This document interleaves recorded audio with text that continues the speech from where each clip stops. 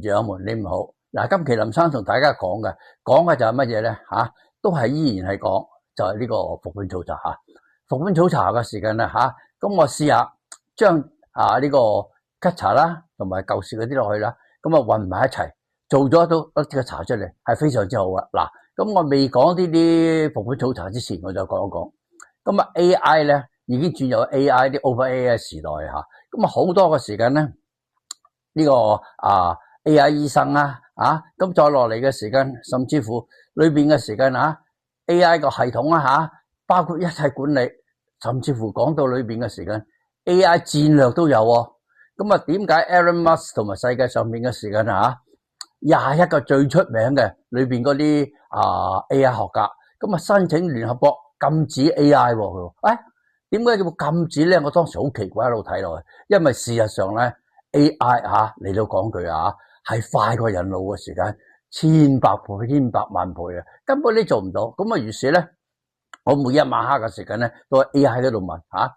幾十篇文章3秒內就攞咗個重心點出嚟啦。咁你話 AI 嘅時間裏邊嘅時間幾快快得嚟簡直恐怖。咁啊於是咧，咁我咧喺 AI 度問啦究竟人嘅身體裏邊點解會發病咧咁好簡單，就問佢，咁 AI 會答你嘅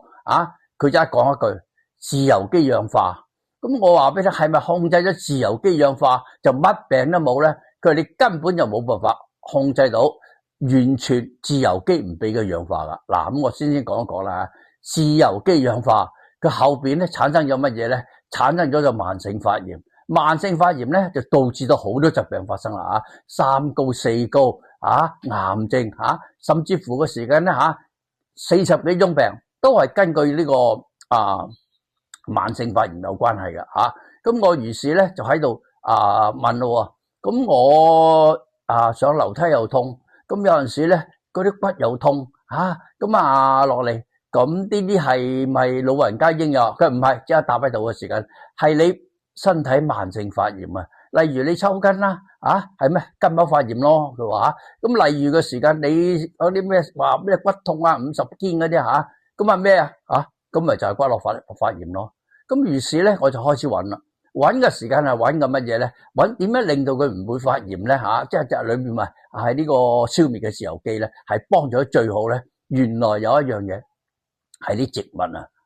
植物嘅時間咧係有一種叫做刺嚟咁佢跟住尾咧就呢個類旋藻再落嚟嘅時間咧羽衣藍咁再落嚟嘅時間兒茶素咁我攞咗好多裏邊嘅嗰啲資料出嚟，結果裏邊嘅時間咧真係佢對於裏邊嘅自由基氧化嘅時間真係可以抑制佢咁抑制完自由基氧化又係乜嘢咧？佢自由基令到自由基變咗水咁開始咧輪到咧谷胱甘肽啦佢將裏邊有害嗰啲自由基變咗水咧，係變翻有益